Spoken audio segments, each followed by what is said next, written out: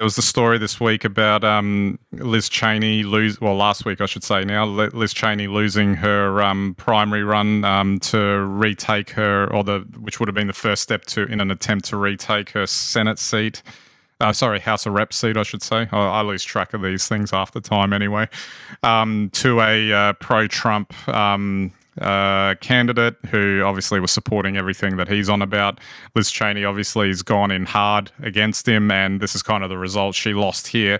I only sort of bring this topic up only because it's highlighting an interesting little dynamic that's emerging of perhaps is this the beginning of maybe a group of Republicans, for instance, trying to mount a counterattack against Trump's, sort of hold on the party there?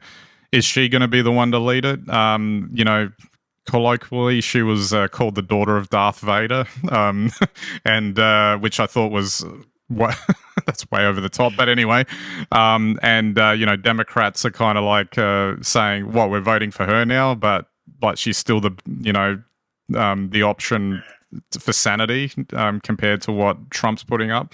I find it interesting if she maybe she lost this battle, but if she might come back around at some point and maybe with her rhetoric or whatever, she might be able to take on Trump in a presidential run or something because she seems to be. I think the dynamic, say if you compare it to 2016, where I don't think anyone knew what to do with Trump, including the other candidates that were on stage. But he's such a known quantity in terms of how he'll do things now that maybe there's a way for them to counteract this with an alternative.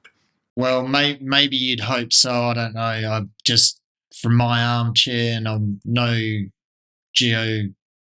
global expert, but it looks like there's two Americas and two realities at the moment, and it's just a little bit weird. I mean, even her concession speech I found strange in that she seemed quite positive, stuck it up Trump and walked off. And I thought, yeah, okay, I'd be a little bit saltier than that, but who knows? I hope for her she's got some sort of plan and it works out. But who would know anymore? I mean, I would think that given that she seems to have a reputation to be as hard as nails, that just getting knocked out like that when she probably knew it was coming, she was probably preparing for this for quite some time. So if there was another way to get around it and re-emerge at some later point, and plus, who knows? She might have a chance in some other forum in the next while.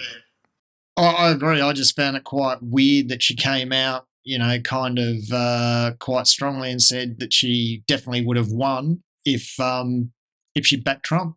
And I just thought, yeah, okay. it just seemed weird.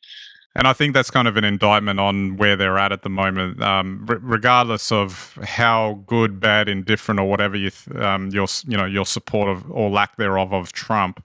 The fact that it's all galvanized behind him as a single individual is disturbing. Because that's not how democracy is supposed to work.